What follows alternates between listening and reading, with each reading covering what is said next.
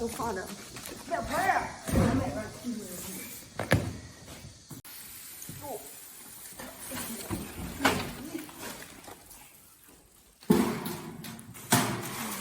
如果你这是免费整到的，人家公里也看看，你这免费。好，我是景辉，今儿搁桌上买了一个多功能取暖炉，可以吃火锅，也可以搁到这个上边烤肉，还可以烧水。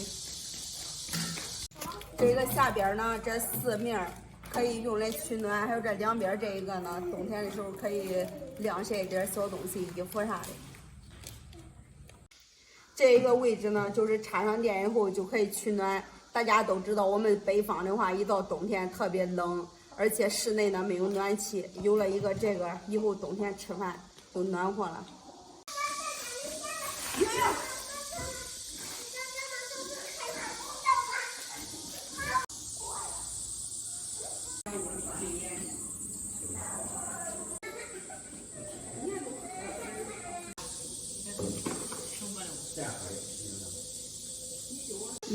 这个底部也比较厚实，用料比较足，这儿更结实。这一个上边呢，中间是一个电磁炉，这上边都是有按钮的，插上电以后可以控制下边和桌面，然后这边还有一个遥控器，也可以用遥控控制。这一个上边呢，就是一个触摸屏，插上电以后呢，可以按前后左右，就是下边一圈取暖的，然后这上边，然后就是控制这个电磁炉的。这个取暖炉原价呢是1500块钱，但是经过我们政府这边补贴下来的话，300块钱就到手了。但是需要提供4样东西：户口本、身份证、电卡、社保卡，这4样的话300块钱到手。像这一个设计呢也比较人性化，避免小孩磕磕碰碰。你看它这个玻璃很厚，像这种角都是这种圆形的，磕磕碰碰也不会有什么大事。现在把地胶装上，一会儿插电试一下。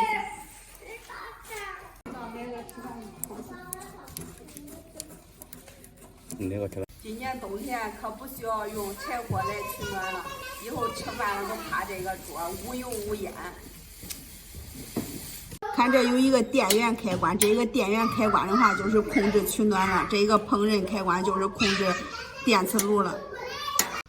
这厂家也比较贴心呀，看还有一个转换头，大转换头，然后转换到小转换头，然后再插。让我吓的。现在取暖已经打开了，现在端盆水测试一下，看能不能烧开。我这边热乎乎的，你那边暖和不呗？哎呀，热的很，暖和的很，你就这北京的见烧肉。这个水现在已经冒烟了，里边水烧熟了。按3到5秒解锁，然后减，看这，加减。好。不用的时候电源关掉就行了。刚才也试完了，你感觉这锅咋样呗？直不？我这中，那我也就领一个，好的好。整体功能已经测试完了，总体来说还算是不错。以后冬天的话，可以在这上边吃火锅，下边可以取暖，不用再用炉子取暖了。现在是彻底摆脱了最原始的火炉取暖，以后直接插电取暖就可以了。大家感觉300块钱买的值不值？欢迎在下方评论。装进去，等冬天了用。